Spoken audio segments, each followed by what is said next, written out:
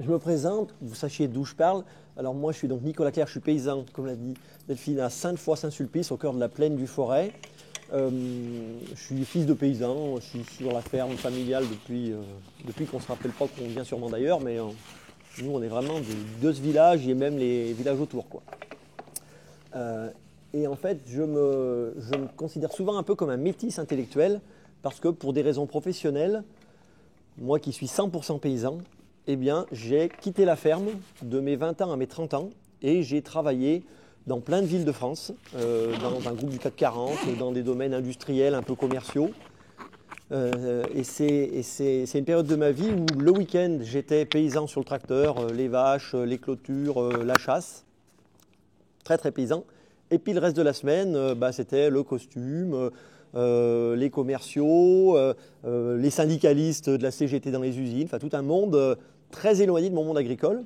Et cette dissonance cognitive entre les deux facettes de ma vie m'ont donné un petit peu un regard, un peu comme un métis qui a un regard assez acéré sur son milieu. Et j'ai repris la ferme familiale, voici maintenant 16 ans, et je suis également militant et porte-parole de la Confédération paysanne de la Loire. Donc on va parler un tout petit peu politique au démarrage. Ensuite, on va parler un petit peu culture paysanne. Et puis on ira de plus en plus vers l'esthétique, notamment l'esthétique des paysages agricoles. Avec un thème que je pressens et qui est affiché derrière moi, qui est un éloignement culturel entre les paysans et le reste des citoyens. Je voudrais d'abord commencer. Il faut bien comprendre que la politique agricole, elle est décidée par le gouvernement et un peu par le syndicat majoritaire, ce qui n'est pas très choquant en soi, nos collègues de la FNSEA. Mais il faut comprendre aussi que le nombre de paysans ne fait que s'effondrer. On avait 2 millions de fermes il y a encore une trentaine d'années, on a plus que 400 000 maintenant. On nous annonce que dans moins de 10 ans, il n'y aura plus que 200 000 fermes. Les agriculteurs, tous les 4 ou 5 ans, votent aux élections pour leurs représentants syndicaux. Il y a 50% d'abstention, ce qui veut dire que dans 10 ans, on aura 200 000 fermes, pour faire simple, 200 000 paysans, 50% d'abstention, il y aura donc 100 000 paysans qui vont voter, et une majorité de 50 000 paysans va donc déterminer la politique agricole du pays. La petite difficulté, c'est que, si on y réfléchit bien, l'agriculture a un impact pas seulement pour les paysans. Que les boulangers élisent leurs représentants, ce n'est pas choquant. Sauf que vous serez d'accord avec moi pour dire que l'agriculture a un impact, c'est évident sur ce qu'on mange, puisqu'elle nous nourrit, mais elle nourrit tous les Français, pas que les paysans. Mais l'agriculture, elle a aussi un impact sur les paysages que voient ou dont profitent ou que subissent tous les citoyens, c'est décidé par les paysans, mais ça concerne tout le monde. Puis l'agriculture, elle a aussi un impact sur la biodiversité, qui a plutôt tendance à s'effondrer, les insectes, les oiseaux. C'est avec nos pratiques qu'on fait plus ou moins de mal à cette biodiversité. Et puis l'agriculture, elle a aussi un impact sur l'eau, la quantité d'eau disponible et la qualité d'eau disponible. Et également sur la santé de tous les Français et des enfants notamment. Donc si on voit ça comme ça, on se dit mince, l'agriculture concerne beaucoup plus que les paysans. On pourrait presque dire, c'est un truc que je ne dis pas devant mes copains, mais on pourrait presque dire que l'agriculture est une chose trop sérieuse pour être confiée aux seuls paysans, puisque ça nous regarde tous en fait. Et de ce point de vue-là, les citoyens doivent ou devraient s'impliquer dans la question agricole. Le problème, c'est que des citoyens qui donnent leur avis sur la question agricole, c'est un peu mal vu par les paysans. De quoi ils se mêlent, nous on a les pieds dans la boue, nous on sait ce qu'on a à faire, d'abord on travaille dur. Ce qui est un peu vrai, mais bon. Parfois il y a des citoyens, et l'an dernier il y a une dame qui est super sympa, qui vient acheter des œufs à la ferme, et elle me dit vous avez bien raison, vous les paysans, parce que vous travaillez dur. Je dis merci, c'est gentil, mais il n'y a aucun rapport. D'abord, je travaille dur, oui, mais je pourrais très bien travailler dur et avoir tort, et puis il y a des gens qui ne travaillent pas dur, puis ils ont raison quand même. Il n'y a aucun lien intellectuel entre travailler dur et avoir raison.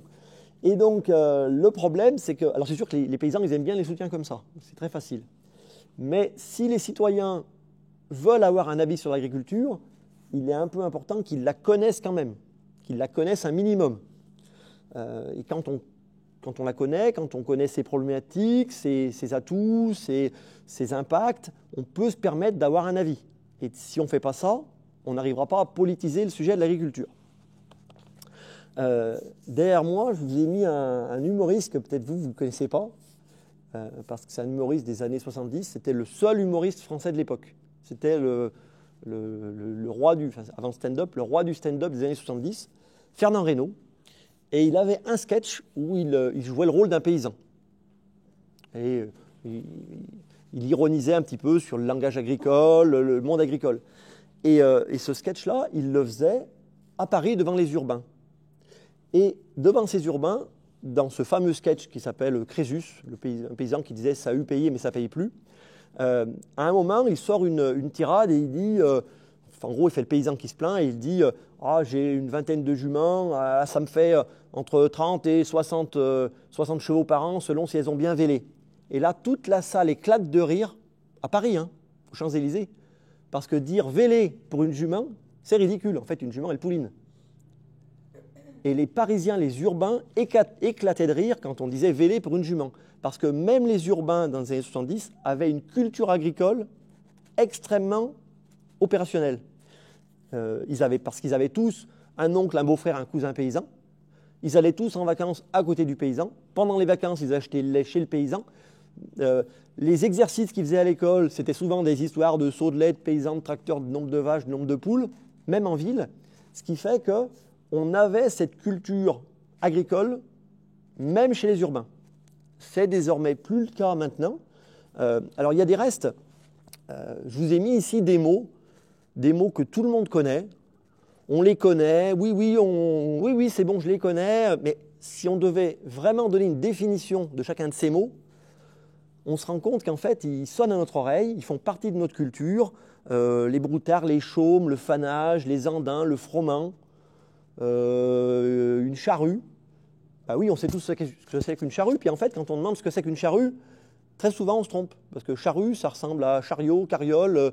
Et parfois, on entend des gars qui disent « oh, le paysan, il est sympa, on était en panne, on est monté dans la charrue pour qu'il nous ramène à la maison. » Et non, une charrue, ça sert à labourer. Mais bon, c'est pas grave, je pointe personne. Enfin, on a tous, parfois, on parle de lisier, de purin, de fumier. La nuance entre les trois, on sent bien que c'est pas tout à fait pareil, mais c'est un peu pareil quand même. Et donc, ces mots-là illustrent le fait qu'il y a une partie de notre culture qui est encore un petit peu là et qui est en train de nous échapper. Alors, ça n'empêche pas d'avoir un avis. C'est vrai que quand on réfléchit, on connaît tous le petit chaperon rouge. Puis quand il dit « tire la bobinette et la chevillette Chéra », on ne sait plus vraiment ce que c'est qu'une bobinette ni une chevillette, mais on comprend quand même l'histoire. Mais quand même, le fait de perdre cette culture linguistique est un souci.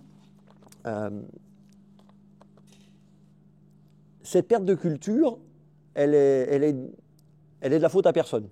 Les paysans ont très souvent tendance à dire « les gars de la ville ne s'intéressent pas à nous ». En fait, c'est beaucoup plus compliqué que ça parce que c'est un tort partagé. D'ailleurs, moi-même, si je me compare à mon grand-père, il avait des chevaux, des moutons, des cochons, il faisait de la vigne. Moi qui suis encore paysan, désormais, j'ai encore des vaches et des poules. Et donc, il y a même une partie de cette culture paysanne que moi-même, j'ai commencé à perdre. Donc, en fait, il ne s'agit pas de pointer ces idiots de la ville qui n'ont rien compris. Alors, quand je vous dis qu'elle est de la faute à personne, cette perte de culture, elle est de la faute à personne, mais certains en ont profité. Je vous ai mis derrière moi 2 photos de poulets. Au-delà de la qualité entre un poulet de Bresse et un poulet plus ou moins industriel, entre ces 2 poulets, il y a une vraie différence qui saute aux yeux, qui moi me saute aux yeux en tant que paysan. C'est que l'un des 2 poulets a une tête et l'autre n'a pas de tête. Jusqu'à il y a encore 20 ans, 30 ans, quand on achetait un poulet, il avait une tête. L'agro-industrie, l'agro-business a décidé d'enlever la tête des poulets parce que quand on mange un poulet qui a une tête, le fameux poulet du dimanche qui est là sur la table avec la purée, forcément à un moment, la question du poulet se pose.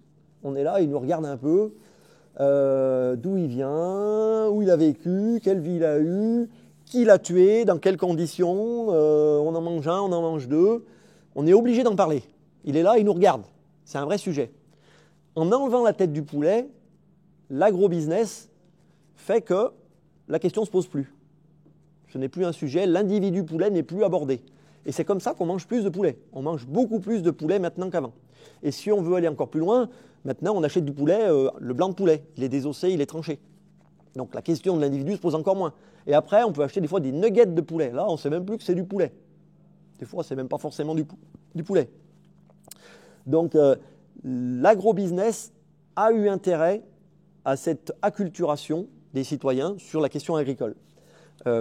Moi, ce que je me dis, c'est que quand on est en voiture, quand on est tous en voiture, oui, j'ai mis le cocowatt, quand on est en voiture, tout le monde prend la voiture, tout le monde prend le train, tout le monde fait du vélo. Il n'empêche que quand on est en voiture, il se passe des choses sur les côtés. Ce qui se passe sur les côtés, on ne va pas dans les fermes, on ne visite pas les fermes, on ne met pas les bottes, on ne discute pas avec les paysans, mais on les voit quand même. Quand on tourne la tête, et on tourne forcément la tête, il se passe des choses. Et il faut bien comprendre que les paysans, ou du moins ceux qui ont une culture agricole, il n'y a pas que les paysans, hein, les marchands de machines agricoles, ils ont cette culture agricole, les marchands d'aliments, les fils de paysans, ils ont encore cette culture agricole. Et sur les côtés, ils voient des choses. Et le drame, selon moi, c'est que ce spectacle qui est donné sur les côtés, au-delà du fait de savoir si c'est quelque chose de positif ou négatif, hein, je n'essaie pas de vous dire que ce que vous voyez, c'est de la super agriculture parce que nos agriculteurs sont les meilleurs du monde et il faut acheter leur fromage, ou bien c'est des gros salauds qui mettent des pesticides partout. La question n'est pas là. Ce qui se passe sur les côtés, c'est que esthétiquement, il se passe des choses. Les gens voient des choses. On voit des balles de foin. Des fois, elles sont rondes, des fois, elles sont carrées. Des fois, elles ont du plastique, des fois, elles n'en ont pas. Et la plupart des citoyens ne savent plus vraiment pourquoi. Parce qu'en fait, il y a une raison. Il y a une raison pour qu'elles soient rondes, il y a une raison pour qu'elles soient carrées, il y a une autre raison pour qu'elles aient du plastique. Il y a une partie des Français qui pensent qu'on met du plastique autour des bottes pour qu'elles restent bien au sec, pour pas qu'elles prennent de la pluie. Ce qui en fait est le contraire. C'est du foin humide qu'on enrubane pour qu'à l'intérieur, il y ait une fermentation anaérobique, un peu comme la choucroute, ce qui donne plus de qualité au fourrage, avec mes cas d'autres inconvénients aussi. Mais ce regard sur le paysage, il est en train de se perdre. On voit des clôtures en barbelé, des clôtures en électrique. Un regard paysan avec une clôture, même loin de chez lui, il identifie des choses. Quand on voit une clôture entre deux prés, nous, instantanément, on sait si c'est le même paysan qui est des deux côtés ou pas. On sait même, au printemps, dans quel des deux prés le paysan va mettre ses vaches. On voit des machines qui sont là, devant nous, sur les bords, qui nous ralentissent sur les routes. On les connaît un petit peu, puis en fait, on les appelle toutes un peu moissonneuses-batteuses parce qu'on a un peu le doute, mais en fait, elles n'ont pas toutes la même fonction. Là, vous avez une moissonneuse-batteuse et puis un engin qui met des pesticides. Parfois, elles sont devant nous avec des gros pneus, parfois des petits pneus. On se pose la question sans même le savoir.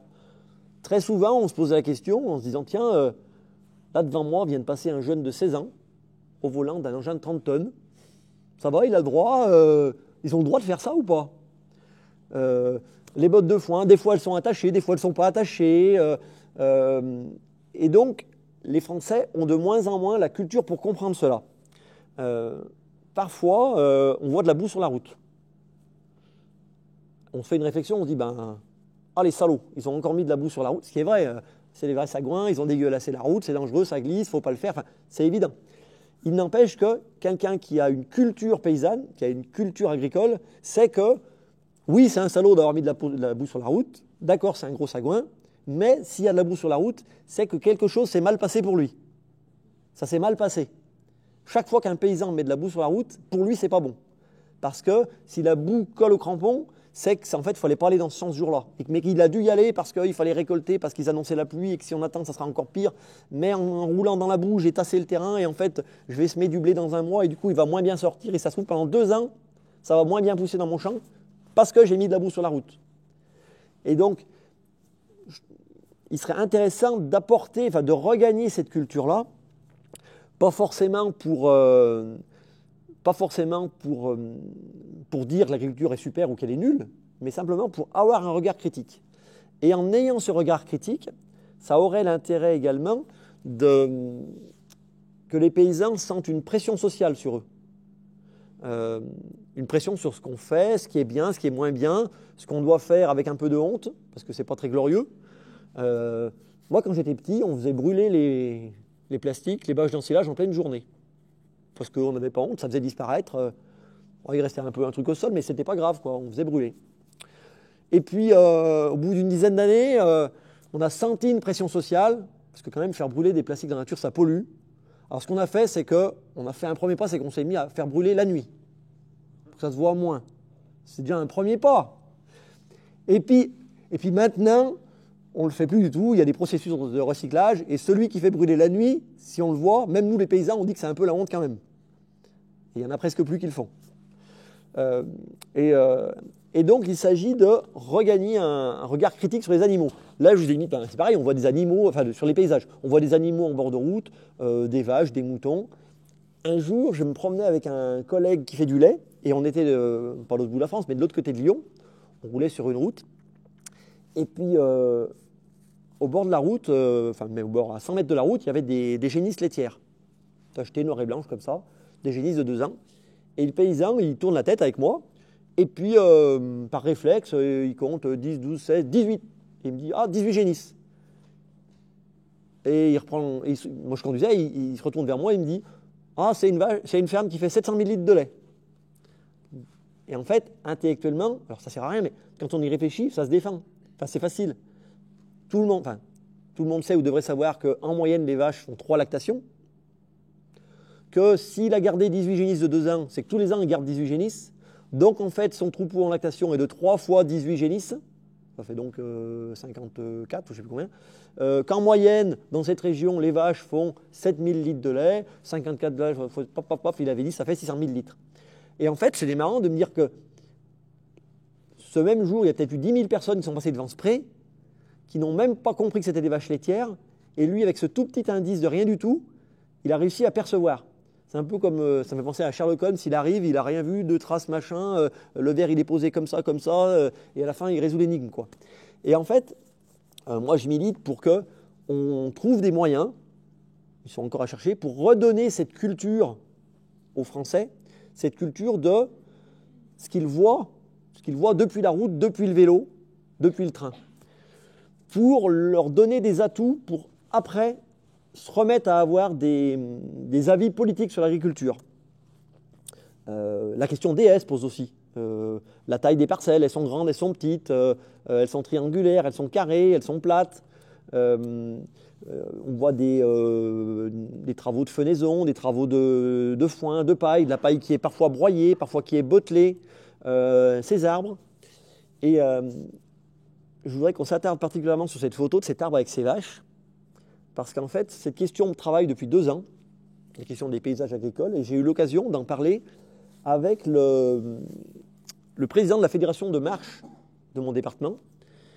Et en parlant de cette question des paysages agricoles, un jour, je formule un truc à l'insu de mon plein gré, comme on pourrait dire, et je me dis, c'est marrant parce que la plupart des paysans, si on devait montrer un bel endroit de notre ferme, on aurait tous un peu tendance à montrer une photo comme celle-ci. Des vaches dans un pré, bon là le pré pourrait être un peu plus vert, c'est peut-être un peu l'été, mais des vaches dans un pré, un beau chêne au milieu d'un pré, esthétiquement c'est ce qu'il y a de plus beau souvent dans les fermes. Très souvent dans les pubs ils mettent ça. Souvent, Laurent Wauquiez, l'autre jour il a été faire une visite dans une ferme, il s'est pris en photo devant une vache et un arbre au milieu d'un pré. Parce qu'on trouve tout ça esthétiquement très beau, moi le premier. Et puis en fait, quand on aiguise son regard au paysage agricole, en fait, et c'est marrant parce que moi, avant de le formuler, je le savais, mais je ne le savais pas. Et pourtant, c'est tellement évident. En fait, un arbre ne pousse jamais au milieu d'un pré. Ça n'existe pas un arbre au milieu d'un pré. Et pourtant, il y a des arbres au milieu des prés. Donc, dites-vous bien que dans 100% des cas, 99,9%, quand vous voyez un arbre au milieu d'un pré, c'est qu'avant, il y avait une haie, qu'on a détruit la haie, qu'on a laissé quelques arbres, parce qu'après tout, on en laisse 1 ou 2. Ça est devenu un alignement d'arbres. Et puis au bout de quelques années, certains des arbres sont morts. Et puis 30 ans après, il reste un très bel arbre isolé au milieu d'un pré. Mais du coup, c'est un peu gênant de se dire que ce qu'on a de plus beau à montrer, c'est quelque part le reliquat d'un truc qui a été détruit et qui est en train de se détruire, parce que cet arbre finira par mourir. Il y a une descente on voit que quand un chêne a des branches mortes tout en haut, ça s'appelle une descente de cime. Ça veut dire que dans les 5 ans, il va crever. Et donc celui-là, je ne donne pas longtemps à vivre. En plus, les vaches ont tendance à rester dessous très longtemps, elles se tiennent à l'ombre, donc elles ont tendance à beaucoup déféquer aux pieds, à se frotter contre l'écorce. L'arbre, il l'accepte un petit peu, mais quand c'est trop, au bout d'un moment, il finit par crever. Et donc, ce qu'on a de plus beau à montrer, c'est le reliquat d'un truc qu'on est en train de détruire, et du coup, ça change le regard sur le paysage. Désormais, moi qui ai un peu, en le formulant, pris conscience de ça, quand je vois des beaux paysages avec des beaux arbres au milieu des prés, j'ai un réflexe qui est d'essayer de retrouver où était la haie. Et à peine on laisse traîner l'œil, on voit un deuxième arbre un peu plus loin, ou des fois une souche, ou des fois un dénivelé de pré, la trace d'un ancien fossé. Et en fait, très très vite, on arrive à retrouver la trace des haies qui ont disparu. Et quelque part, intellectuellement, politiquement, ça nous donne un avis sur cette parcelle. Et de quelque chose qui est beau, on finit par dire que c'est beau, d'accord, mais c'est quand même une mauvaise nouvelle. On se met à avoir un regard critique. Et moi, ce que j'aimerais, c'est que les citoyens regagnent ce regard critique. Ce regard critique porte sur les paysans. Il y a une expression, on dit souvent sans vergogne, on fait sans vergogne. Ben, ça serait bien de remettre un peu de vergogne pour se dire merde, je le fais, mais c'est pas bien joyeux. Et donc voilà, la question que je n'ai pas encore résolue, c'est est-ce que ce sujet intéressera les citoyens ou pas? Il y a des visites de fermes qui se font.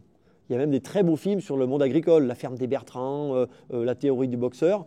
Mais ne nous mentons pas, ceux qui vont voir, ceux qui font l'effort d'aller voir ces films-là, ceux qui font l'effort d'aller dans les portes ouvertes dans les fermes, c'est les 5% des Français qui sont déjà un peu convaincus par le sujet, qui achètent déjà un peu les fromages bio et compagnie.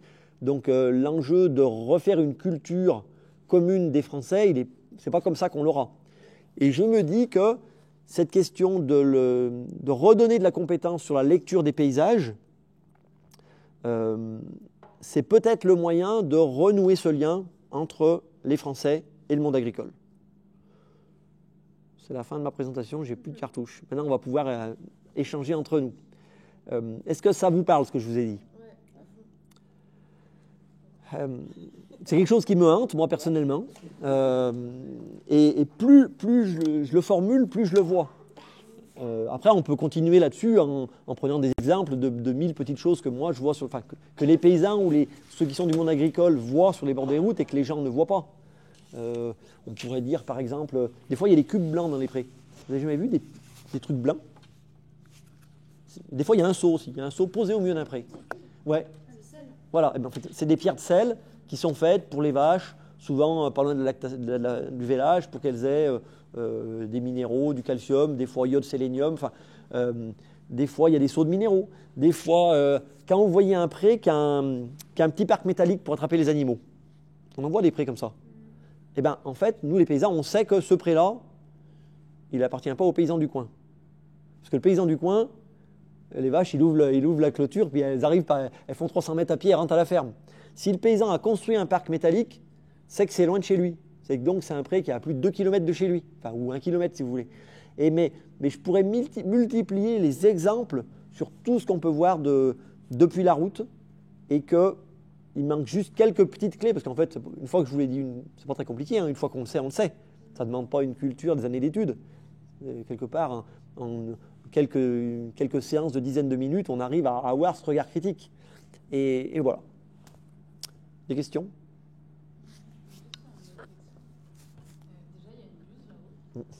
C'est vrai. Il faut y mettre du 4. Ça, c'est une blague de paysan, par exemple, vous voyez.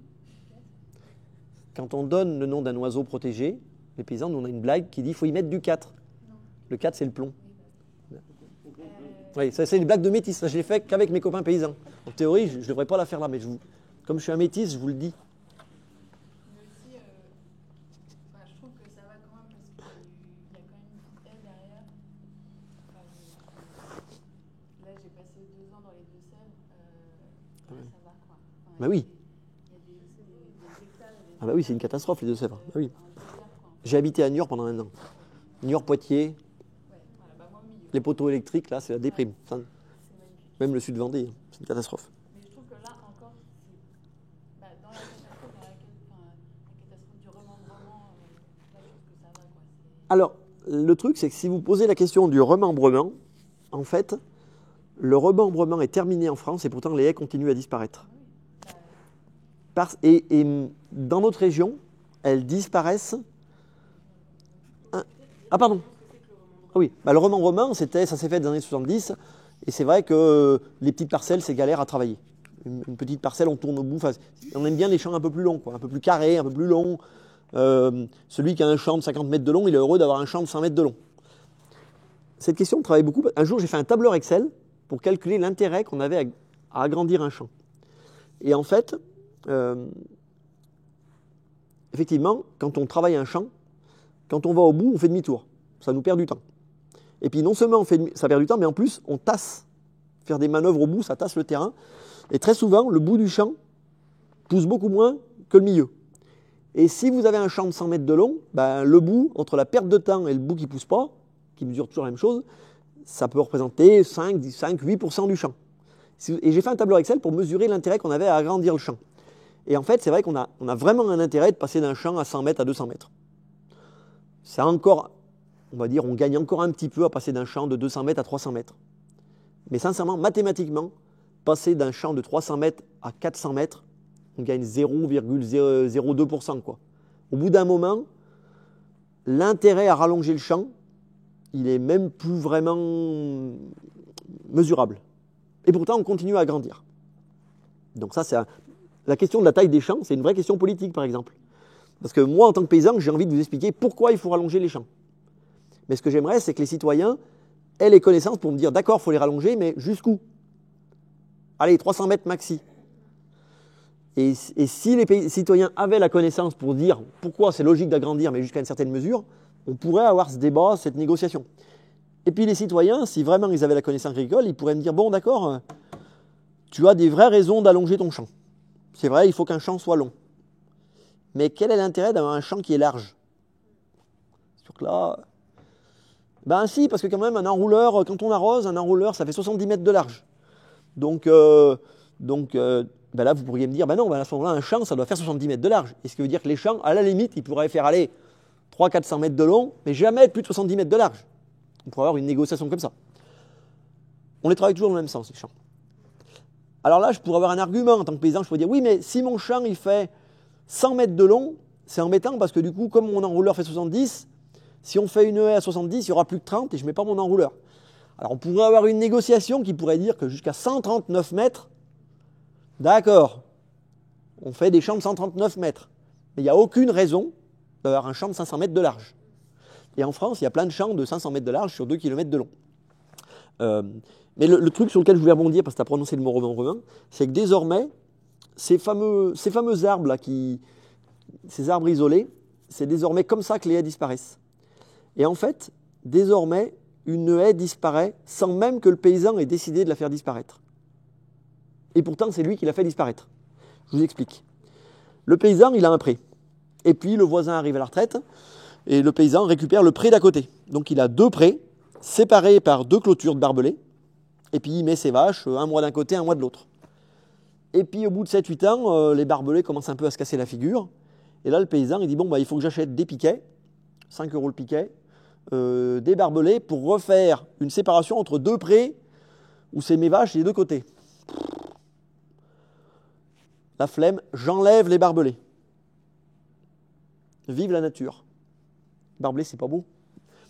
Et puis, il fait ça, puis là, elle est toujours là. Et puis, au bout de quelques mois, les vaches, pour passer d'un pré à l'autre, ben, elles trouvent leur passage au milieu des buissons. Elles font leur passage. Puis elles vont se coucher à l'ombre sous les buissons, parce qu'elles sont bien aussi. Mais au bout d'un an ou deux, à force de passer entre les buissons, les petits buissons disparaissent. Il n'y a plus que des gros buissons. Et puis au bout de 10 ans, il n'y a plus un seul buisson. Il ne reste plus que les arbres. Ça devient ce fameux alignement d'arbres. Vous avez des arbres avec de l'herbe au pied. C'est beau aussi. Et puis après, on a ce processus où les arbres meurent. Ça devient des arbres isolés. Et puis au bout du bout, vous avez un pré de 10 hectares. Et à aucun moment, le paysan a dit « je vais couper la haie ». À aucun moment, il l'a décidé. Et peut-être même qu'à aucun moment, il l'a voulu. Il s'est contenté de couper les arbres morts.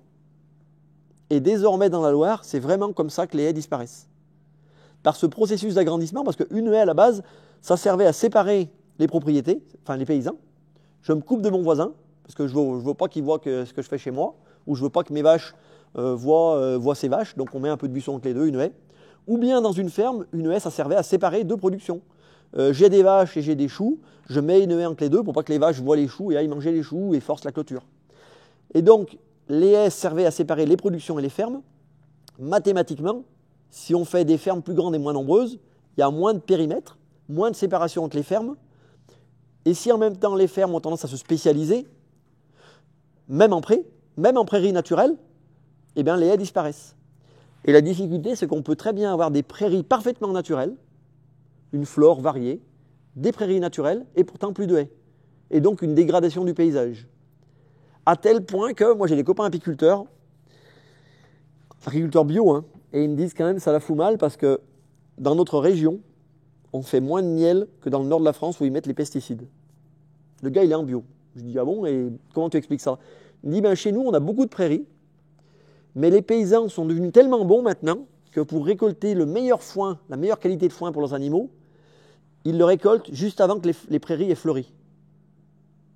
Et puis il y a des paysans qui ont fait un super truc qui d'un point de vue le séchage en grange, c'est génial, parce que du coup ça évite de mettre des ficelles autour des bottes de foin, ça permet de récolter du foin encore meilleur, on le récolte encore un peu humide. Les paysans on dit c'est de la brioche tellement il est bon. On dit oh ton foin c'est de la brioche. Et bien ce foin-là, qui est le top du top pour les vaches, fait sur des prairies très naturelles, même en bio, il ne fleurit jamais. Et dans le nord de la France, il y a des paysans qui s'en foutent complètement de la nature, enfin certains, qui mettent des pesticides, mais comme ils mettent des gros hectares de colza qui font des fleurs et des grandes surfaces de tournesol qui font des fleurs, la mortalité des insectes due aux pesticides est contrebalancée par la très bonne santé de la ruche qui fait 70 kg de miel. Et les gars, ils disent, on a des ruches qui font 70 kg de miel, il y a un taux de mortalité énorme chez les abeilles, mais ça fait rien, tellement il y a de miel, elles pondent 2 fois plus et à la fin, ça marche 2 fois mieux. Et donc, ça veut dire que, encore une fois, c'est une question de regard critique, quoi. Un pré peut être naturel. S'il est trop grand, c'est pas très bon non plus. Un pré peut être naturel. S'il est fauché trop tôt, c'est super. C'est super pour le paysan. C'est une solution pour lui. Mais parfois, une solution, quand tout le monde l'applique, elle devient un problème. Et donc, si les paysans, on leur met jamais sous le nez la question des abeilles qui font moins de miel dans votre région, quand même il y a un problème les gars, même vous qui êtes en bio, qui êtes tout content de faire du bio, de ne pas mettre de pesticides, les abeilles crèvent de faim chez vous, il faut que la société, la collectivité, les citoyens arrivent à politiser ce sujet pour que ça devienne une question pour les paysans. Parce que si on ne nous met pas la pression, bah nous, on enlève les clôtures, quoi. Parce que... Mais vous n'avez pas peur qu'il y ait faut que ce soit encore plus séparé entre les agriculteurs paysans et les civils non parce que si on vient leur dire comme vous l'avez dit, ça va chauffer dans leur tête en fait. Eh bien oui, mais en fait, ce qui est insupportable pour le paysan, c'est le gars de la ville qui vient dire ce qu'il faut faire. Ouais. À mon avis, il faut la jouer un peu plus modeste, et avant de dire ce qu'il faut faire, c'est déjà comprendre ce qui se fait. Oui, mais c'est ça. C'est qu'avant, on avait tous des proches qui, dans la famille, éloignés ou proches, même quand on était en ville, qui avaient une ferme, et donc on mettait les mains dedans. Donc on voyait, mais maintenant, qui a des proches qui ont une ferme en fait en ville? Oui, alors je vois ce que vous voulez dire. Oui, ben oui. Comment on fait le contact maintenant? Mais en fait, là, on revient, c'est Gramsci, ça, c'est une question culturelle. Si, culturellement, les Français se remettent à avoir un avis, du moins un regard éclairé sur les pratiques, les paysans, ils ont aussi des femmes non paysans. Hein. Souvent, moi, ma femme, elle est instite. Mes enfants, ils ne feront peut-être pas paysans. Donc, quelque part, cette pression sociale sur la paysannerie, elle peut aussi venir par la société, par les enfants, les époux, les parents, ils ont des beaux-frères aussi. Mais si le beau-frère ne connaît rien, le paysan, il continue. Donc, cette réacculturation, il faut la travailler. Et au bout, peut-être qu'on y arrivera. Je ne suis pas sûr de tenir la solution, mais c'est une partie de la solution. Other questions?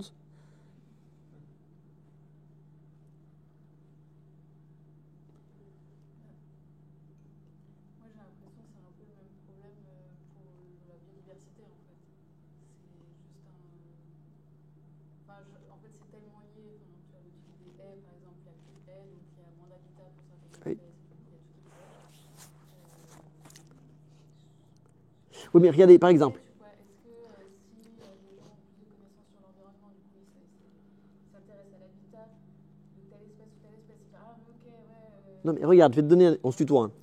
Moi, j'ai un copain paysan, c'est un copain, hein, il est paysan du côté de Feur. La plaine de Feur, c'est les meilleurs terrains, on appelle ça les chambons.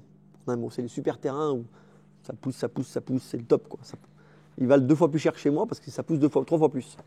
Et le gars, c'est parce qu'il y a eu tellement d'inondations de la Loire qu'il y a du limon qui s'est déposé au fil des millénaires et ils ont 3 mètres de terre et en dessous des cailloux.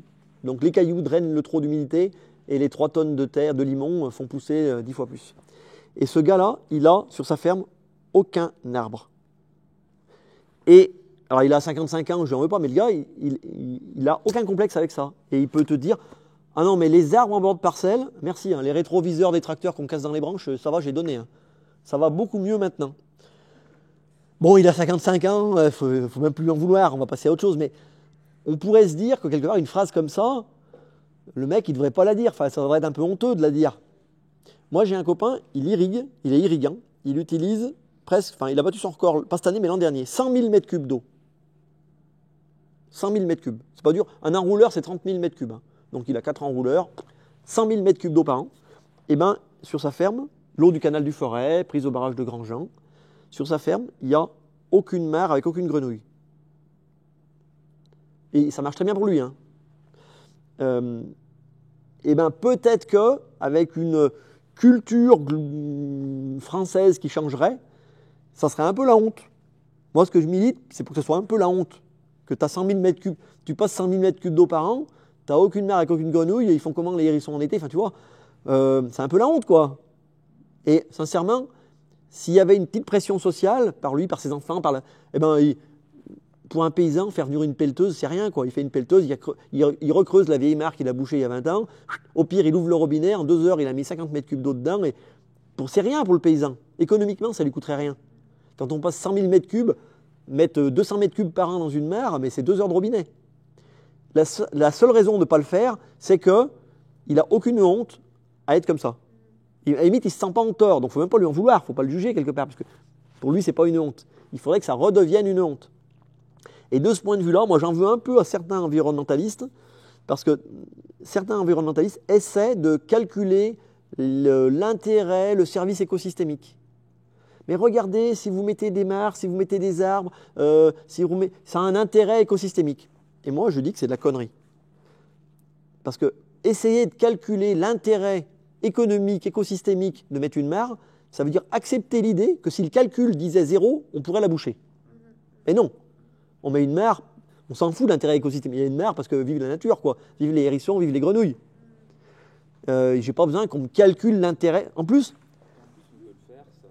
j'ai eu l'occasion comme ça de discuter avec une anthropologue qui a fait un boulot sur les friches, l'enfrichement dans les Côtes d'Armor. Et en fait, le type de méthode qu'ils utilisent pour évaluer en fait, la biodiversité, des trucs qui font de l'écosociologie, je crois, ou un truc comme ça, où en fait, ils comptent sur 1 mètre carré le nombre d'espèces qu'il y a dedans. Ils enlèvent du tamis toutes les espèces qui ne sont pas de chez eux, parce qu'elles n'ont pas d'intérêt. Oui. Et puis, s'il n'y a pas d'espèce d'intérêt en fait, dans le mètre carré, c'est-à-dire autre chose que des trucs qu'on voit partout, en fait, c'est considéré comme quelque chose qui peut être retourné, utilisé pour mettre une usine de panneaux photovoltaïques ou je ne sais pas quoi. Et effectivement, le calcul d'intérêt, il peut se faire très rapidement. Quoi. En plus, quelquefois, on se fait baiser par le... C'est un peu comme le dilemme du prisonnier, vous savez. Moi, quand je regarde tous les arbres de ma ferme, un par un, j'ai tous intérêt à les couper. Chaque arbre, quand je le regarde, il m'emmerde. Il fait de l'ombre, ça pousse moins bien aux pieds. Effectivement, on peut casser le rétroviseur. Donc chaque arbre, un par un, doit être coupé. La difficulté, c'est si je les coupe tous, ça pose des problèmes. Encore que, si ça se trouve, si moi je coupe tous mes arbres, mais que mes voisins laissent les leurs, peut-être qu'au niveau des microclimats, ça sera peut-être encore bien. Et donc en fait, il faut, si on calcule que mathématiquement, à la fin, on finit par tout détruire. Il faut remettre de la pression sociale, presque un peu de poésie aussi, remettre de l'esthétique, c'est là qu'on a quelque chose à jouer, considérer qu'un paysage est plus beau qu'un autre. Mais de ce point de vue-là, c'est pas si simple, hein, parce que moi, je rigole bien quand j'ai des copains non paysans, un peu bobos, et ils reviennent et ils disent « Le Sahara, c'est une expérience extraordinaire. Il n'y a rien de plus beau que le désert. » Mais c'est vrai que c'est beau le désert. Il faut avoir vu le désert une fois. Il n'y a rien de plus beau que... À la limite, si vous considérez que le désert, c'est beau, quelque part, le réchauffement climatique, ce n'est pas une si mauvaise nouvelle que ça. C'est vrai. C'est une expérience extraordinaire, le désert. Mais même, sans aller au Sahara, vous lisez Pagnol, la garrigue, c'est magnifique. Bon, ben, tous nos chênes vont crever, bientôt il y aura de la garrigue chez nous. On peut se dire, ça sera magnifique. Vive Pagnol. Ben non, mince quoi. Mince. Je ne sais pas où je vais avec mon raisonnement, mais bon, vous voyez ce que je veux dire. Moi, je suis mal à l'aise parce que je me dis, mais pourquoi les paysans et les agriculteurs qui sont nés dedans ou qui pratiquent ça n'ont pas cette sensibilité envers les autres espèces que celles qui vont élever et tout cet environnement autour, alors qu'ils sont nés dedans. Moi, c'est ça que j'ai vu parce que je viens du bocage bourbonnais.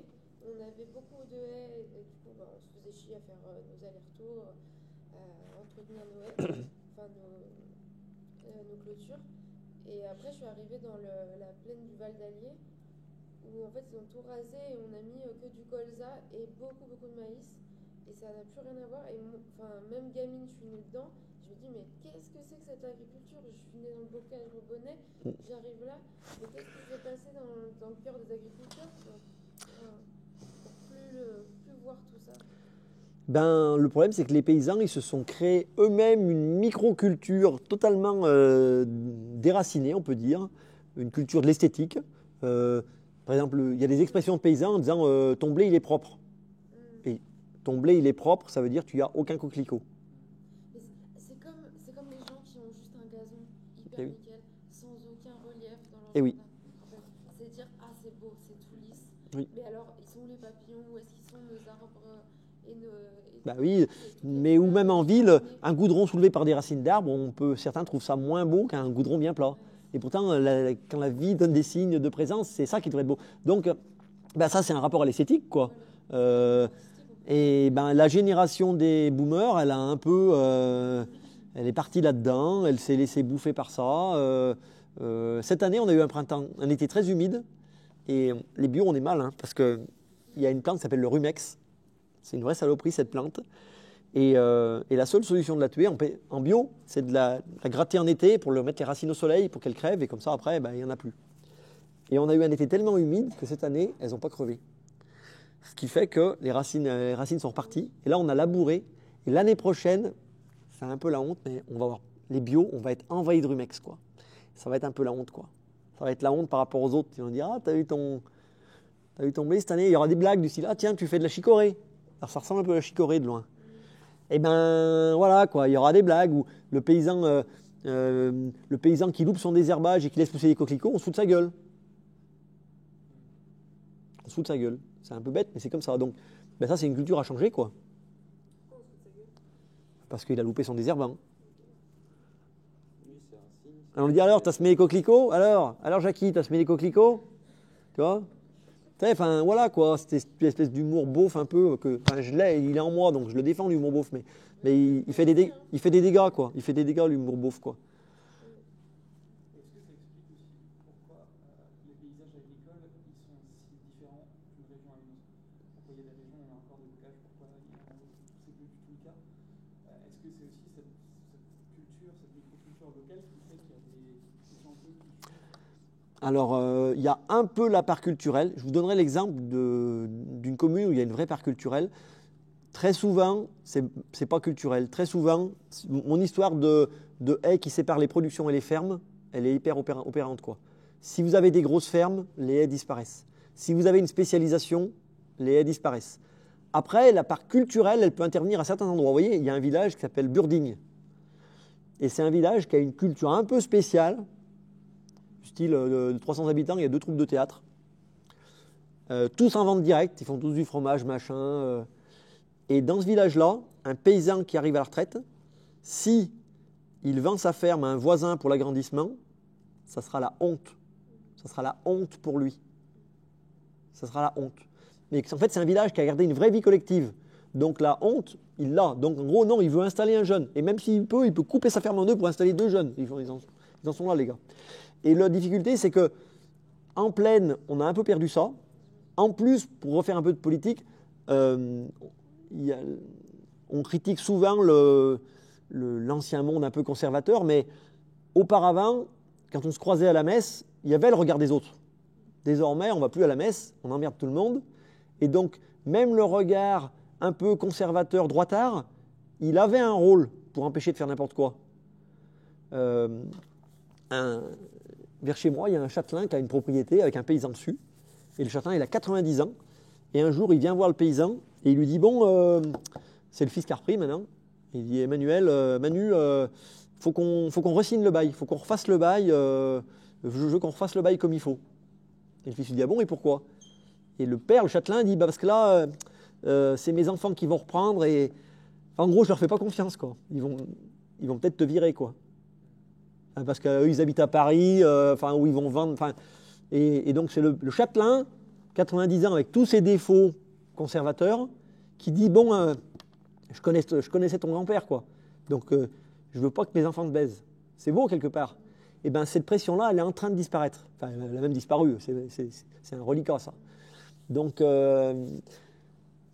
mais par contre, il y a des trucs où c'est gagné. Par exemple, je vous dis, faire brûler les plastiques la journée, c'est fini. Enfin, faire brûler les plastiques en général, pardon, c'est fini.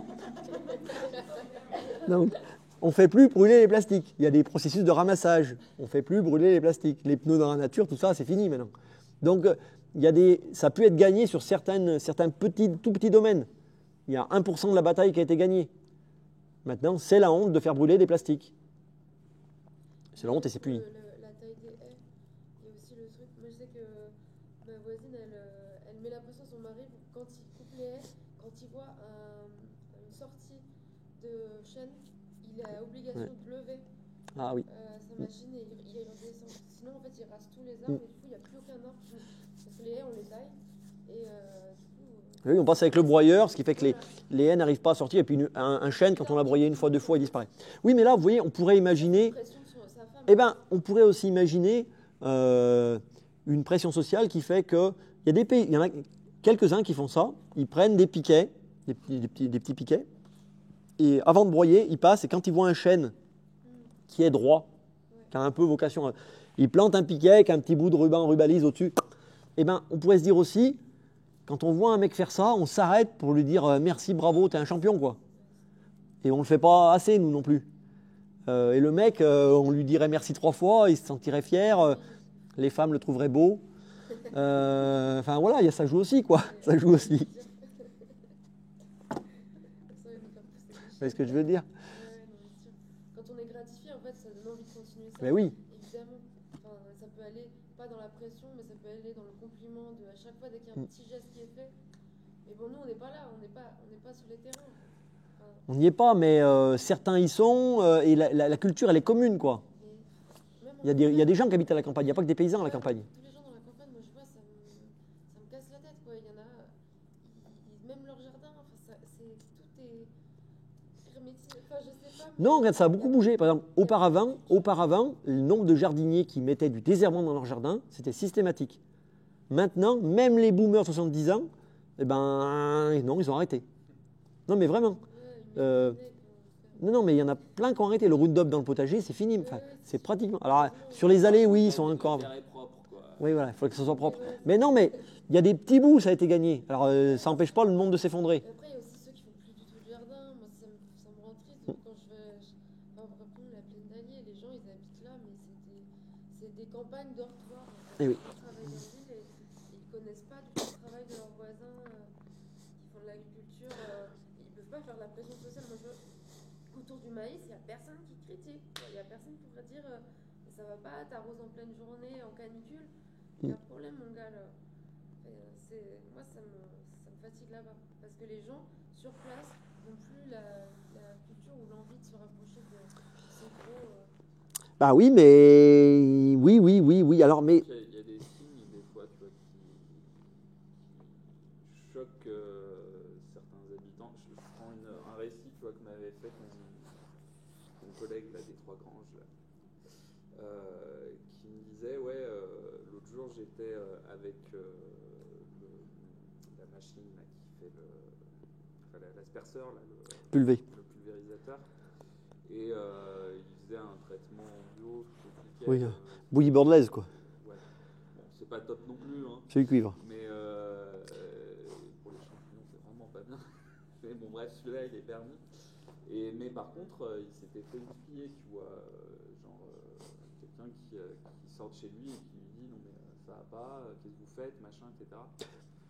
Sans demander ni quoi ni qu'est-ce, que il y a aussi ce truc. Alors, c'est sûr que le récit sur l'agribashing, ça c'est une instrumentalisation de la FNSEA, c'est une invention de ce syndicat dominant.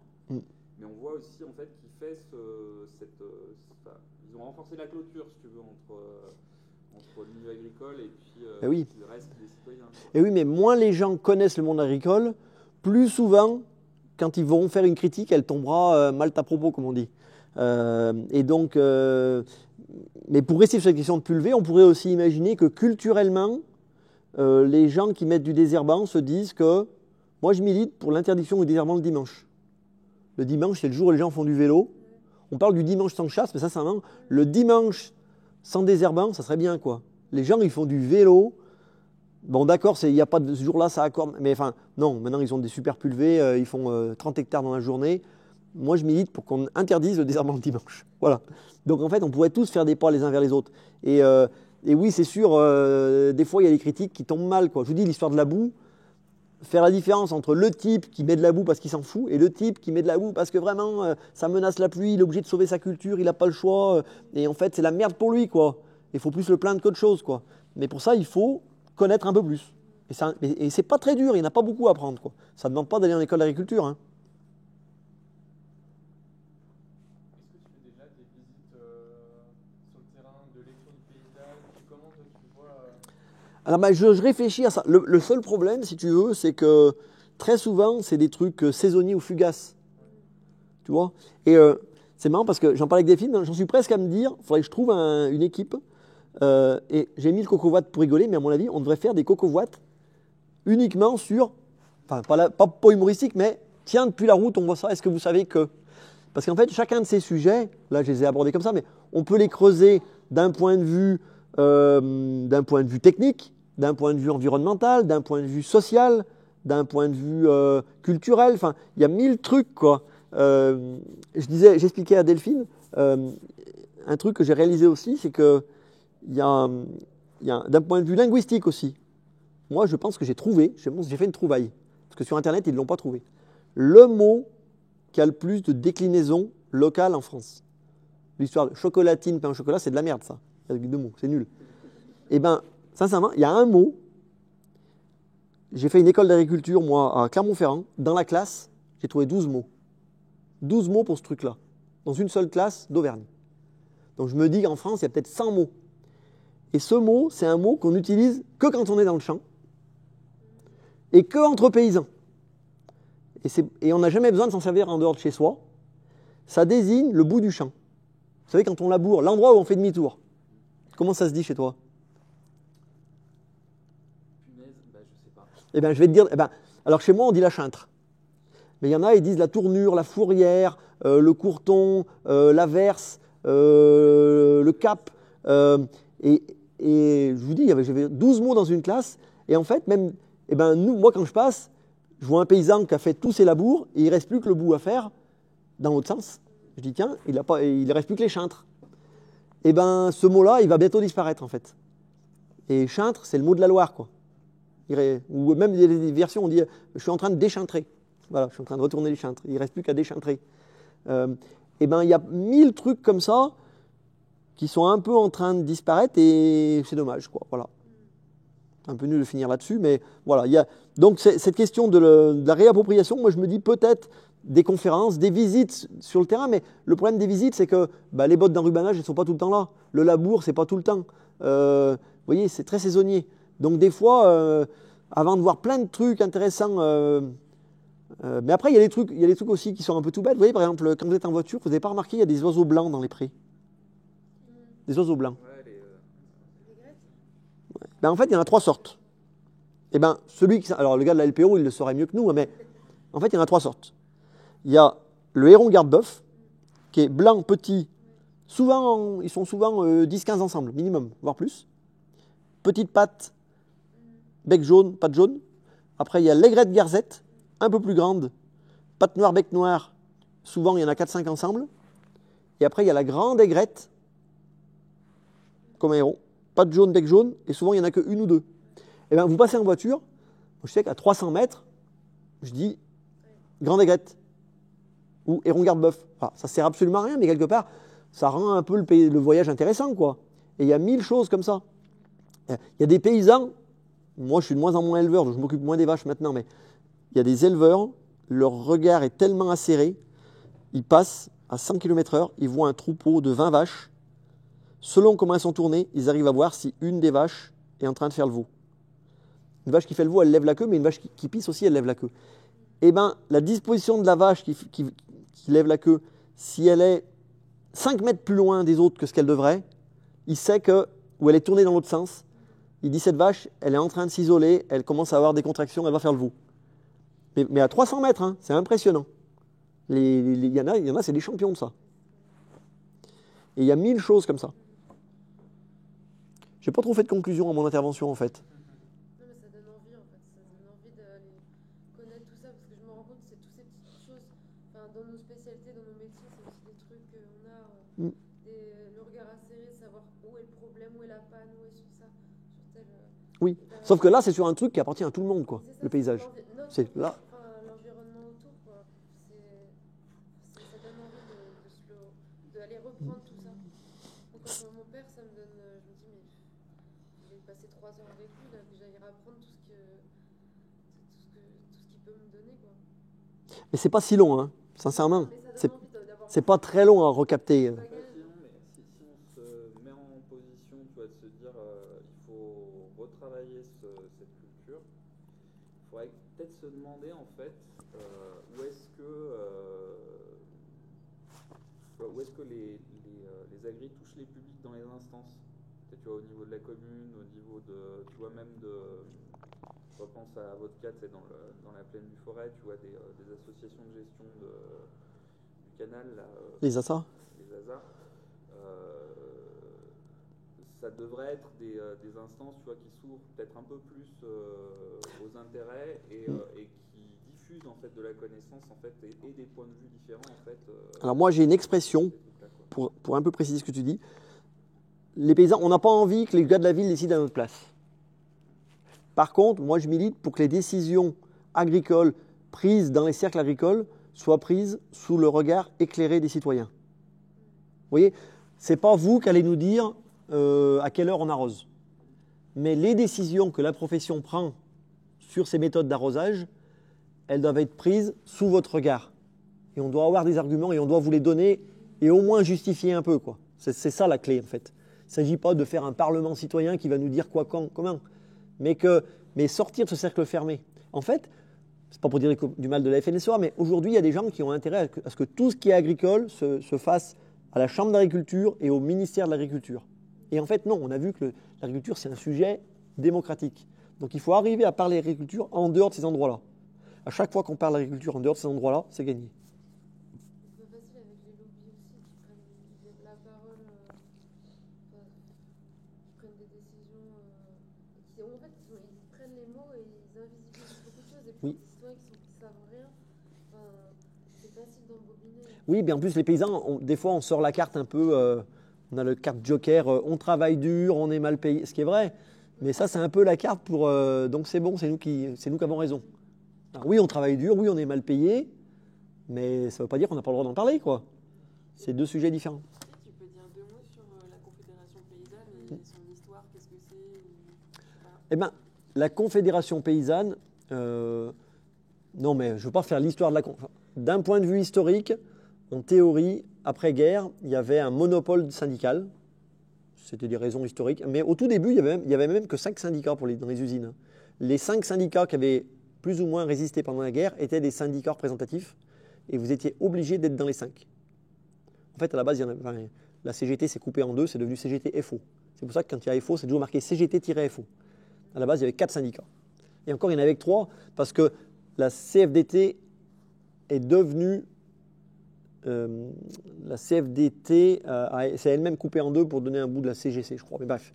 Et ben en agricole, on avait un seul syndicat, le syndicat agricole FNSEA. Et dans les années 70, 2 visions de l'agriculture que vous imaginez se sont dessinées au sein de ce syndicat. il y a eu des embrouilles au sein de ce syndicat, des embrouilles de plus en plus violentes, à tel point que les gens qui sont plutôt tendance Confédération paysanne ont failli l'emporter à un moment. Ça a failli se faire. Et puis en fait, quand on vote, ça ne s'est pas fait.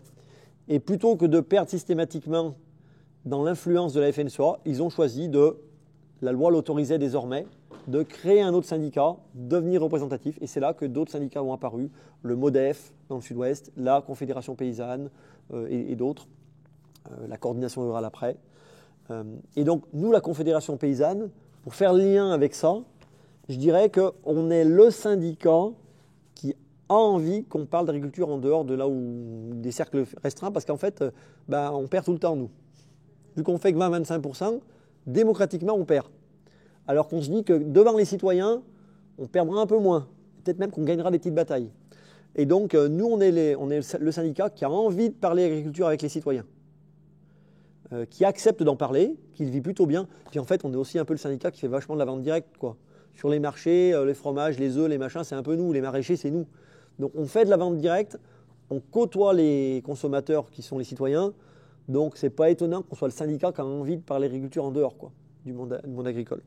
Mais il faut bien comprendre, un dernier point culturel que je voudrais vous amener, c'est que très souvent, il y a un quiproquo sur la politique agricole commune. La PAC, on a l'impression que c'est l'Europe qui décide de la PAC. Et en fait, c'est faux.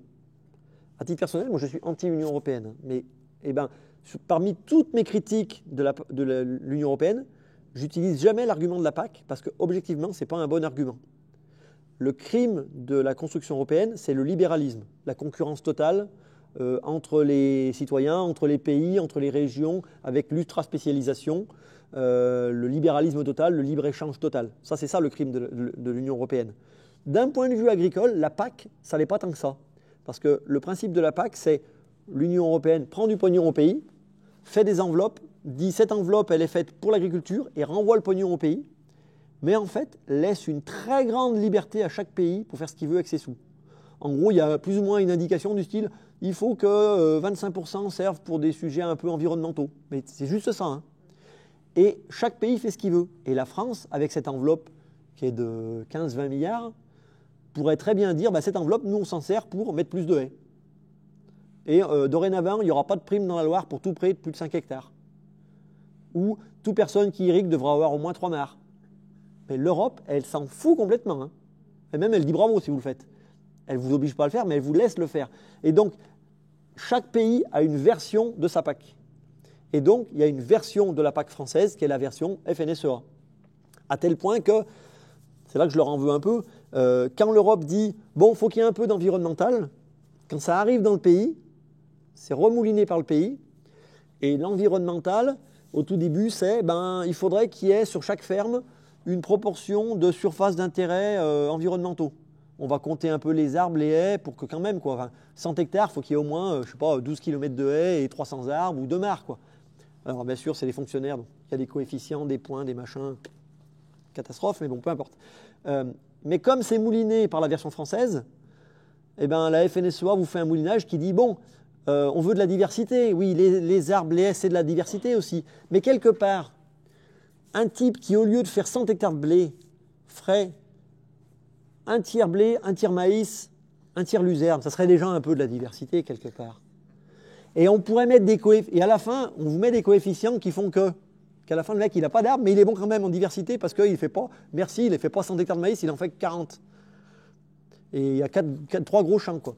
Et à tel point que la PAC prévoyait que le mec qui est vraiment nul, qui n'a aucune haie, aucun arbre, aucune mare, et qui n'a même pas assez de diversité, lui, il a une pénalité, il est obligé de mettre 4% de sa surface en jachère. Et c'est ça la jachère en France. En fait, ça ne concerne personne, ça concerne vraiment le gars qui a tout arraché. Et la FNSEA, ils ont réussi, je leur en veux un peu aux copains, à servir des mobilisations de l'an dernier agricoles en disant on est harcelé par les fonctionnaires, ils nous obligent à mettre des jachères, supprimez la jachère, laissez-nous produire chez nous.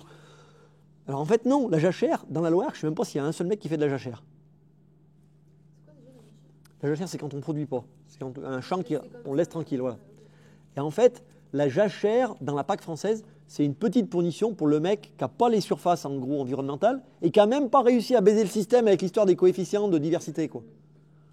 Mince, quoi. Mince.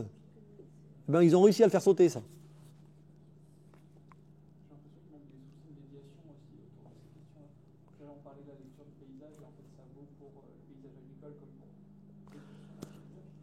Et en fait, au-delà de la visibilité du fait de visiter cet endroit-là, on parlait d'éducation à l'école, Mm. des problèmes de mathématiques, etc. Je pense que ça se joue là aussi, c'est-à-dire de donner une clé, des clés de lecture à une gens et essayer de se faire leur avis après sur la question.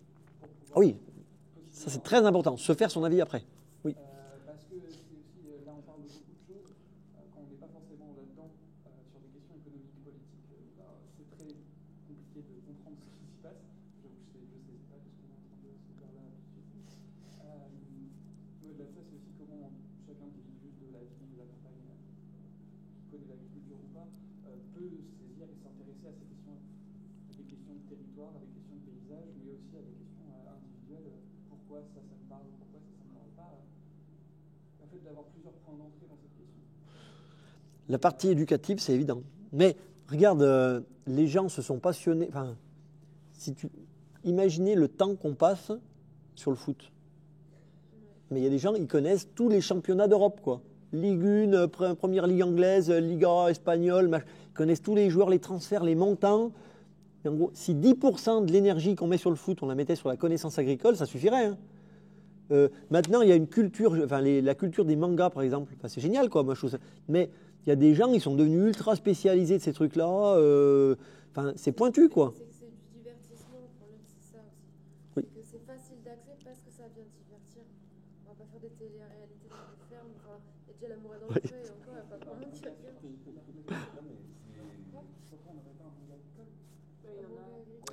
Il y en a, oui, mais les médias agricoles, souvent, ils essaient de vendre un truc, quoi. Ou de vendre, ou bien c'est la version acheter mes fromages bio qui sont super, ou bien c'est la version laissez-moi mettre mes pesticides parce que je sais ce que j'ai à faire et je suis un bon. Oui, c'est pour ça que ce que tu disais tout à l'heure sur la reprise du format cocoboîte, mais en vulgarisation. Voilà, il y a quelque chose à creuser comme ça. Je le réfléchis, ça. Ou un imagier. Hmm. La notion d'imagier, là, c'est intéressant parce qu'elle est très axée dans la culture traditionnelle, justement, de livres de choses. Moi, je pense que cet angle, La manière dont ce qu'on voit depuis la route, enfin, il faut déjà accrocher un petit truc, quoi. Et ce qu'on voit depuis la route ou depuis le vélo, enfin, je pense qu'il y a un fil à tirer là. l'imagier existe déjà. Il faut aller le chercher, l'imagier, ouais. Oui, mais avec ces lectures-là, c'est-à-dire, tu vois, de dire. Ouais, il faut les C'est-à-dire, c'est reprendre Ouais. la notion d'imagier telle qu'on le connaît, mais avec ce décryptage qui est, par exemple, quand on a ça, oui, voilà. Vous voyez, par exemple, quand on est en voiture et qu'on voit des champs de blé, vous savez, des fois, il y a 2 traits tous les 20 mètres. Tac, tac, ça fait 2 traits, là. C'est les passages de roues. Bah, un paysan, il sait qu'un champ de blé qui n'a pas ça, il est en bio. Parce que ça, c'est les passages de pulvé tous les 20 mètres. Ou tous les 25 mètres. Un truc tout bête, par exemple, ça va vous faire rire. Des fois, il y a des champs de blé et c'est versé un petit peu. Le blé, il est versé. Mais en fait, il y a plein de sortes de verses différentes. Si ça fait des ronds, bah, il y a eu une tempête, ou peut-être des sangliers. Enfin, souvent, c'est une tempête, un coup de vent. Puis des fois, c'est versé, mais ça fait des lignes. Vous avez jamais vu ça? C'est versé sur 300 mètres de long. Non. Quand c'est versé sur 300 mètres de long, tous les 20 mètres, en gros, c'est versé large comme la table, tous les 20 mètres, il y a une bande qui est versée. Ben, nous, les paysans, on sait que le mec, il a mis de l'azote, et ça s'est un petit peu trop recroisé à un endroit, ce qui fait qu'il y a eu double dose d'azote à un endroit. Donc, trop d'azote, la plante a trop poussé, tige trop tendre, un coup de vent, et ça a versé que là où il y a eu double dose d'azote. Après, si c'est versé sur 1 mètre de large, tous les 5 mètres, ben là, ça veut dire qu'en fait, il a mis du fumier ou du lisier, son épandeur à fumier, et en fait, l'épandeur est mal réglé, et ça mettait trop de fumier au milieu, et comme on met l'épandeur tous les 5 mètres, et ben 1 mètre tous les 5 mètres, trop d'azote, et ça a encore versé. Et en fait, ben, il y a plein de trucs comme ça qu'on voit, mais j'en ai des wagons comme ça. Alors ça sert à rien, mais en fait, si. On se dit, tiens, Bébert, il a mal réglé le truc, tu vois.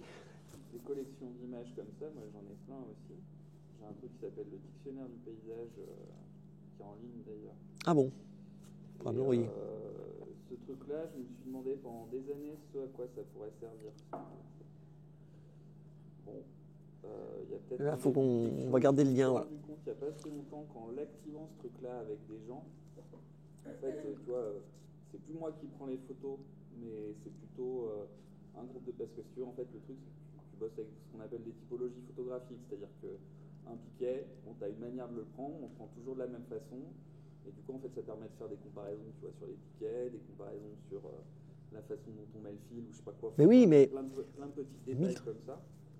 Mais sauf qu'une fois que tu as établi ces éléments-là, en fait, tu peux facilement transférer le travail à plusieurs, quoi. Donc on peut le faire sur... mais il faut qu'on se mette en lien. Regarde, je rebondis sur ton histoire de piquet. Et tu vois. du coup, ça devient facile après de fabriquer de la connaissance collective sur un Mais le problème, c'est qu'il faut qu'elles soient intelligentes, mais il faut aussi qu'elles soient un peu ludiques. Parce que si l'intérêt, c'est pas un truc d'universitaire, quoi. Ouais. L'intérêt, c'est que les gens le voient vraiment. C'est d'être aussi bon que le foot, quoi. Voilà. Parce que sinon, ça sert à rien. Regarde tes piquets, par exemple, au printemps, nous les paysans, quand on voit au mois de mai le mec qui a planté son champ de maïs, et si on voit le paysan qui met un piquet en plastique tous les 10 mètres, ou le même paysan qui met un piquet en plastique tous les 25 mètres, ça n'a rien à voir.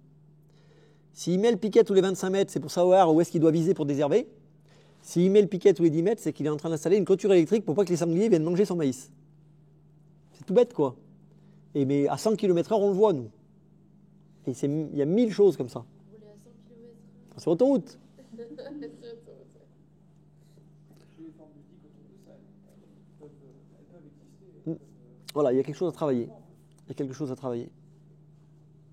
Je sais qu'il y a un truc qui est travaillé avec les naturalistes des terres, c'est de créer des affects en fait, avec les espèces qui sont sur des endroits pour être détruits. Mais je pense qu'on peut faire les mêmes choses en fait avec nous. Créer des affects. Oui, par exemple, il y a un projet de route par exemple, on sait qu'il y a des espèces qui vont être détruites, des habitats, et du coup, avant de faire une action ou je ne sais quoi, il y a des balades naturalistes en fait, de dire bah voilà, il y a des Recensement. voilà. Et je suis sûre que, enfin, on pourrait faire des balades comme ça, des trucs où on crée un affect. En fait, c'est juste d'aller sur un endroit et de le regarder et de créer l'attention. En fait. Je pense que Et il faudrait remettre une fierté aux paysans. Vous voyez, par exemple, il y a le busard. Le busard, c'est un rapace qui est plutôt... Des milans et des buses, il y en a partout. Il faut y mettre du 4. Mais le busard, c'est un rapace beaucoup plus rare. Il y en a beaucoup moins. Et quelque part, il faudrait que collectivement, le paysan soit fier d'avoir un busard chez lui, quoi. Le paysan, il ne sera jamais fier d'avoir des buses parce qu'il y en a partout. Donc, ça sera compliqué qu'il en soit fier. Mais par contre, mince, le busard, il y en a que 3 dans la commune, tu en as un sur ta ferme, quoi. T'es fier, quoi. Toi, ça serait pas si dur que ça de remettre un petit peu de morale et de fierté là-dessus, quoi. Et donc, il y a des choses comme ça à gratter créer des alliances. en emmenant le paysan dedans. Mais voilà, parce qu'il y a énormément d'espèces aussi, par exemple, qui sont liées tu vois, aux haies, aux champs. Et je pense que ça peut être un bon truc, un bon mix de, à la fois de visiter une ferme, voir ce qui se passe, les pratiques, tout ça, et Un dernier point aussi. vivant sur le camp.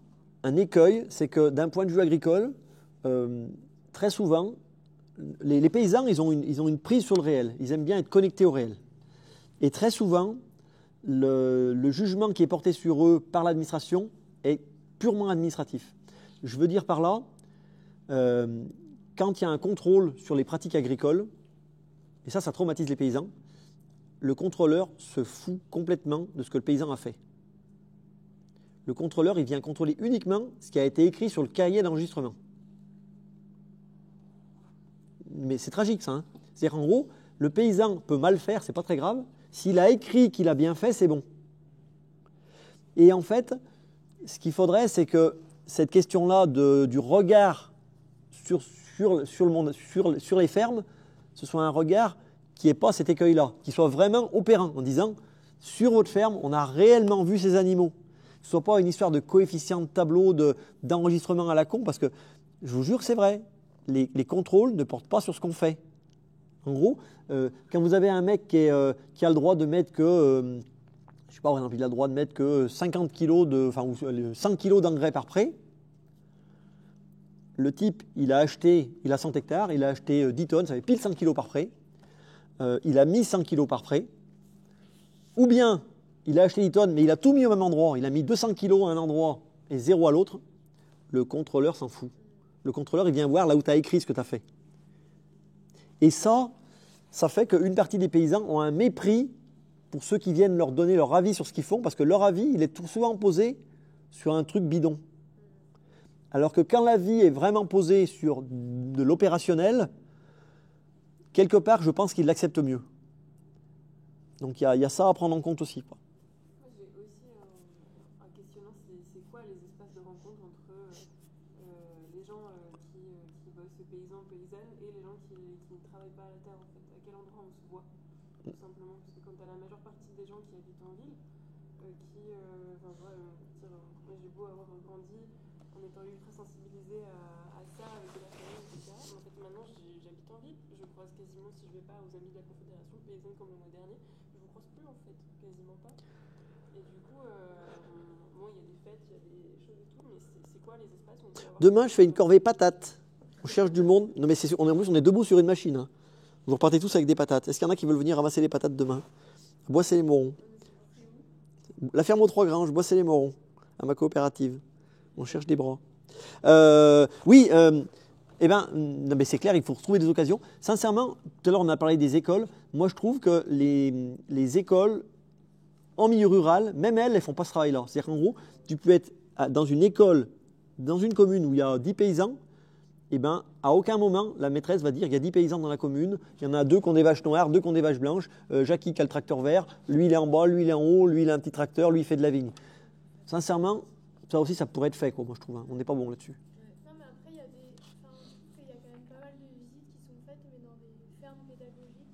Oui, Et là, c'est vrai. je trouve que le souci, c'est qu'on idéalise en fait l'agriculture et la ferme. Oui. Et on a dans les livres pour enfants, c'est toujours les mêmes animaux, les cochons, les vaches, les Caresser les lapins. qui sont au même endroit, alors que c'est faux en fait. Enfin, les Bah oui. fermes, généralement, il n'y a pas autant d'animaux mélangés. Oui. Et il y a j'ai une sensation qu'il y a une réelle idéalisation. Oui, bah oui, c'est évident. De la ferme et de l'agriculture, et peut-être qu'avant de comprendre mieux ces paysages, il faudrait déjà aussi... On en est quasiment à mentir.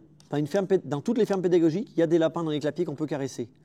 Dans les faits, en France, 99,9% des lapins vivent dans des caisses sur du grillage, dans des bâtiments avec une tôle dessus, haute comme ça, et n'iront jamais marcher dans l'herbe. Contradiction juste dans le système d'éducation, on a beau amener une classe de CP en classe verte, après pendant les 10 ans d'études qui leur restent, on va leur dire de faire des études, d'aller se spécialiser là-dedans. Enfin, c'est aussi ça, la mise en valeur de tout cet environnement-là. Mais tout à l'heure, je ne sais plus lequel de vous a amené le fait que l'idée, c'est même pas... Enfin, il faut donner une culture générale, quoi. Moi, je pense qu'il ne faut même pas tomber dans l'écueil de dire ça c'est bien, ça c'est mal. Quand on a la culture générale, vous voyez par exemple l'enrubanage.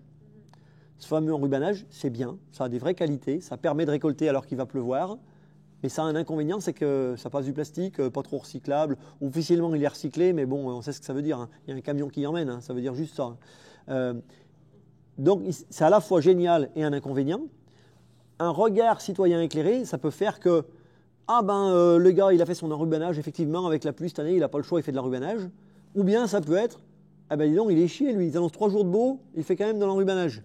Quand même, il serait un peu bougé le cul, il aurait pu le faire en foin. Vous voyez ? Est-ce que l'arrivée des néo-ruraux, ça change quelque chose dans la discussion? Eh bien, ça change. Encore une fois, si les néo-ruraux, ils arrivent en donnant tout de suite leur avis, ça envenime le sujet, et c'est ces connards de la ville qui viennent nous embêter, et qui ne connaissent rien, ou qui connaissent, ou qui peut-être connaissent tellement, trop bien, ils sont tellement allés trop loin, ils ont lu le bouquin Aurélien Barraud et compagnie, et là, c'est mort. Mais, donc, ces néo-ruraux, ils ont besoin de la connaissance de comment ça se fait en bien et en mal. Et la culture, on la change tout doucement. Il ne faut pas que ce soit un truc révolutionnaire, il faut que ce soit du pointillisme. J'ai aussi l'impression que cette culture dont tu parles, je sais pas, mais c'est quand même quelque chose qu'on apprend peu à l'école, mais c'est beaucoup quelque chose qui se transmet dans la famille en fait. Quand tu es petit, on t'apprend à regarder les champs, tu vas aller voir ton tata, tonton, ou avec tes parents, tu vas faire quelque chose. Et après, ça se renforce à l'école, mais c'est des choses qui s'apprennent par d'autres biais. Ben oui, c'est pour ça qu'avant on l'avait et maintenant on l'a plus. Mais il faut réinventer des médiations.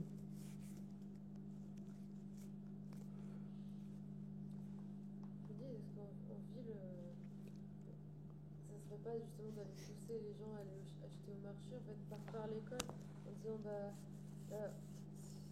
si vous allez au marché, vous allez pouvoir avoir les légumes plus comme ils sont censés sortir, et la viande, enfin, tout ça aussi. Enfin, ça peut être Bah, il faudrait, bien sûr, mais vous savez, pas plus tard qu'il y a 15 jours, j'ai rencontré aux amis de la conf, il y avait 2 représentants du NPA. Donc c'est un autre univers, là. Eh bien, les gars, je leur dis, mais vous voulez à la fois faire tomber le capitalisme, mais les prolétaires, avant, ils mangeaient de la soupe. Maintenant, les prolétaires, ils mangent des chips. Alors d'accord, c'est un peu le capitalisme qui fait de la pub, mais le capitalisme, il met pas les chips dans la bouche des prolos, quoi. La soupe, c'est le moyen, c'est meilleur pour la santé, ça coûte moins cher, et on a la forme. Et ça coûte moins cher. Et les prolos ne mangent plus de soupe. Maintenant, c'est fini. Les prolos ne mangent plus de soupe. Maintenant, c'est les bobos qui mangent la soupe. Donc, mince. Alors que ça coûte moins cher. Vous achetez vos patates, machin, ça ne coûte rien. Les poireaux, en plus des poireaux un peu déclassés, on les coupe, c'est bon. Il y a moyen de faire de la soupe pour rien, quoi, si on veut. Si vraiment on veut. Eh bien, les prolétaires ne mangent plus de soupe. Donc ça, c'est aussi culturel, ça. Mais on n'est pas parti dans la bonne direction de ce côté-là. Bon, est-ce qu'il y en a qui n'ont pas posé de questions depuis le début? Parmi les filles, là, il y a 3 filles qui ont posé 0 question. Je veux une question de ceux qui n'en ont pas posé. Alors, ou une réflexion. C'est forcé. À quel point les agriculteurs, enfin les paysans sont, comment dire, je sais pas comment le dire, sont sous l'influence de la PAC. En tout cas, quel est le... Ah, mais on est au garde à vous, le doigt sur la couture du pantalon. C'est-à-dire que si demain, on reçoit un mail qui dit l'année prochaine, la prime ICHN, indemnité compensation handicap naturel, ne sera plus applicable pour les prêts de plus de 5 hectares, demain, on plante des arbres. C'est instantané. C'est les primes qui nous gouvernent. Est-ce qu'il y a des moyens d'avoir d'y échapper? Le moyen d'échapper aux primes, mais est-ce que c'est grave d'échapper? Enfin, non, mais la question c'est si vous êtes dans les grosses productions, non, mais si vous faites du safran, oui, ou de la laine de lama, oui, vous échappez aux primes si vous voulez. Même si vous êtes. Est-ce que c'est un problème du coup d'être... Non, mais les primes, c'est pas grave les primes. Non, mais si vous creusez, tout le monde touche des primes. Hein. Les profs sont payés par des primes. Les industriels, il y a 120 milliards par an d'aide aux industriels. Tu changes tes fenêtres, on te donne des primes. Tout le monde touche des primes. On est un pays d'assister à tous les niveaux. Du clodo au milliardaire. Le milliardaire, il défiscalise, c'est des primes aussi. Donc la question, c'est est-ce qu'avec ces primes, on incite à des comportements vertueux ou est-ce qu'on est dans une logique de rente? Et la PAC, c'est un peu une logique de rente. Il y a des prêts, tu touches 500 € l'hectare parce qu'il y a 30 ans, il y a un mec qui a fait un calcul qui a dit que c'était 500 €. Puis il y a un autre mec qui touche 130 € parce qu'il y a 30 ans. Bon, bah d'accord, mais on peut en faire quelque chose de ça quand même. Et puis on pourrait mettre des conditions pour faire bouger à la marge. Et ça ne serait pas très dur. Ça ne serait même pas révolutionnaire en fait. Je vous dis, on dirait aucune prime pour une terre de plus de 5 hectares. Bah, toutes les terres de 10 hectares, elles seraient coupées en deux. Pouf, ils les couperaient en deux les gars. Et ça, c'est français, c'est pas l'Europe. Hein. C'est très français. C'est-à-dire que dans les autres pays, ils touchent pas... Non, mais dans les autres pays, chaque pays invente sa version de la PAC. Il y a des pays, l'Autriche, tout pour les prairies, ils veulent que des prêts. Bah, il y a des primes, beaucoup de primes pour les prêts. Après, tu as des pays, ils vont dire, bah, nous, c'est les primes pour les cultures. Enfin, chacun fait son truc. On va manger? Non, je sais pas que... Non. Midi et quart, on a fini là? Non, presque. Et alors, oui, dernière question qui reste, les filles. Elles ont écouté ou pas? Une réflexion, un avis, une...